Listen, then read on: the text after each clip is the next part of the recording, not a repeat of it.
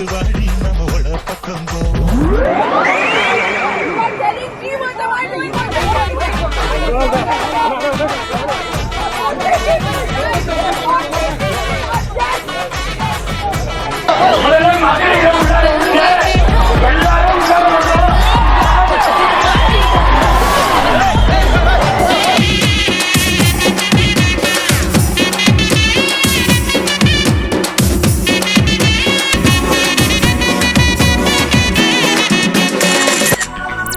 உங்களுக்கு ஒரு வாக்குறுதியை கொடுக்கிறேன்.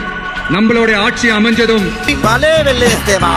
ஒவ்வொரு கிராமத்துக்கும் நான் நேரடியா வந்து என்னுடைய சொந்தங்களாகிய உங்க எல்லாரையும் நான் சந்திக்கிறேன்.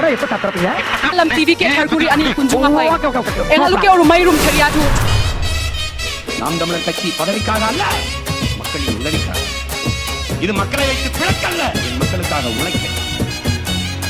ஒரு 3.25 லட்சம் இருக்காங்க. இத்தனை பேருக்கு தண்ணி 3,80,000 லிட்டர் தண்ணி எக்ஸஸா 1 லட்சம் லிட்டர் 3,20,000 லிட்டர் தண்ணி தயாரா இருக்கு. 1 லட்சம் லிட்டர் எக்ஸ்ட்ரா வச்சிருக்காங்க டேங்க்ல.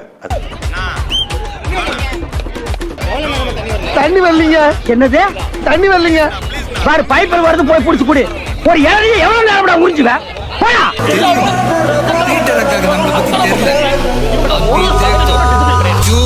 எல்லாருமே இந்த டிக்கெட் வாங்கிட்டு தேட்டருக்கு போறாங்க.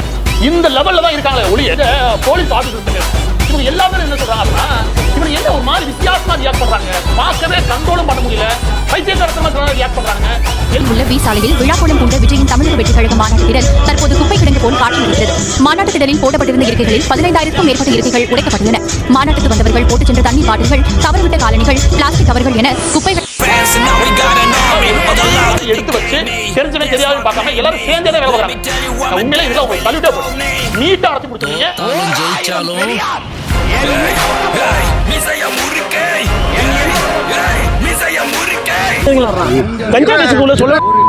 மேலிடத்துக்கு விஷயம் போச்சு, தலையை வெட்டி மூளையை ரோட்ல வீசிடுவேன், கைய காலை வெட்டிடுவேன் என்று தாவேக நாகை மாவட்ட செயல் அவரது மகனும் கட்சி நிர்வாகிகளை நேரில் அழைத்து பகிரங்க கொலை மிரட்டல் விடுத்த சம்பவம் அதிர்ச்சியை ஏற்படுத்தியுள்ளது. தமிழக வெற்றி கழகத்தின் நாகை மாவட்ட செயலாளரான சுகுமாரன்